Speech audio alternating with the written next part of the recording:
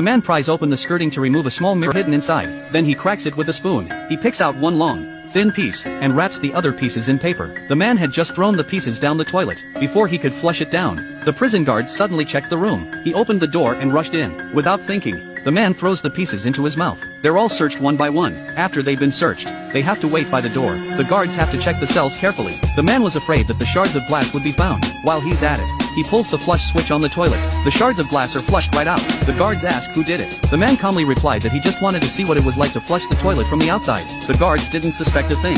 Then the guards started digging through the boxes and dumped all their belongings on the floor to examine them, even the bars on the windows. Then they left the cell. Satisfied. When they were gone, the man took out a roll of string and a toothbrush. He fastened a long, thin piece of mirror to the handle of the toothbrush. Then he held it out through the cat's eye of the cell door.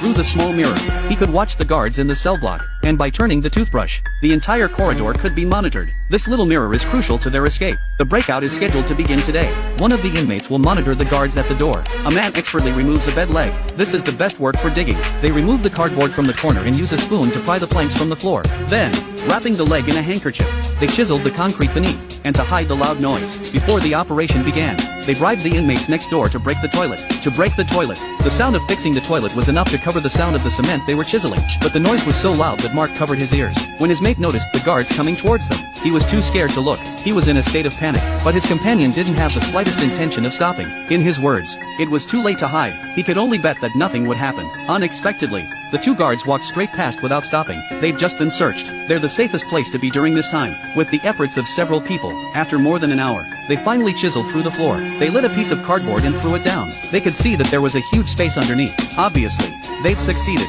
Then they filled in the hole with all the debris and dirt they'd dug out, and then the cell was restored to its original state. At night, they made two dummies out of cardboard boxes. They attached the arms and legs with a rope. When they tugged on the string, the carton imitated the movement of the body. To cope with the guards' nightly inspections, soon it's time for the guards to make their rounds. The two of them quickly hid in the blind spot. This is the moment of truth. Guards want to confirm the number of people through the cat's eye. Several inmates showed their arms and waved, but one inmate, with his head covered, keeps stretching his legs. He's proving his presence. After checking, the guards close the cat's eye and leave. It seems that the dummy made of cardboard boxes and the pulling of the rope were enough to fool the guards. The man took out a spoon and unscrewed the screws in the corner of the table. He pulls a hacksaw out of it. They lifted the floor in the corner to reveal the hole they dug during the day. The two men drilled down in turn, while their cellmate lowered a rope tied to a stone. Then he covered the floor. The other end of the rope was tied round the ankle of the other companion, to signal their return. Down there is a cellar. If they wanted to get out of here, they had to saw through the barred window in front of them. He took out a hacksaw and started sawing. In case there were guards on patrol, he stopped every 20 strokes to listen for movement.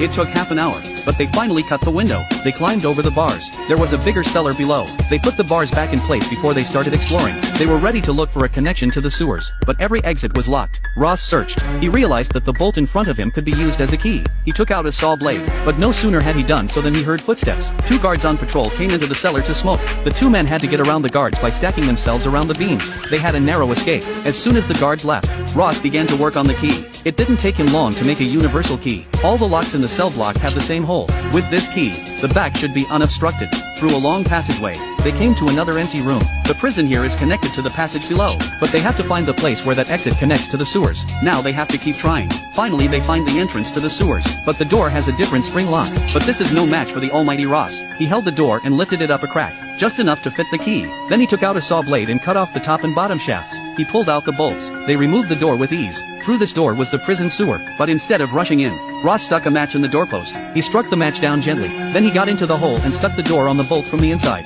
That way, when they went back in, the guards wouldn't notice. They went on down the sewers, but the exit was blocked with concrete. They went back to the other side. It's also blocked with concrete. Ross took out his iron key and scraped at the concrete. The cement was so hard that they couldn't dig through it for a while. He went back to the side wall. This side of the wall just lightly scraped a few times and large chunks of the wall skin came off. It should be easy to scrape, but today they can only return temporarily. The two of them hurried back along the same path, and by this time it's already dawn. The guards have already started to inspect every cell. There are only 5 more rooms to go before they get to theirs. Luckily, they got out just as the guards were about to check their cell. They didn't bother to take off their clothes and just lay down under the covers. That's how they fooled the guards. But they still have a very important problem. They don't know the time in the cellar. If they weren't careful, something would happen to them. David had a quick solution. He thought of the bucket of sand in the corridor, but what he didn't realize, as he was about to return to his cell, the guards stopped him.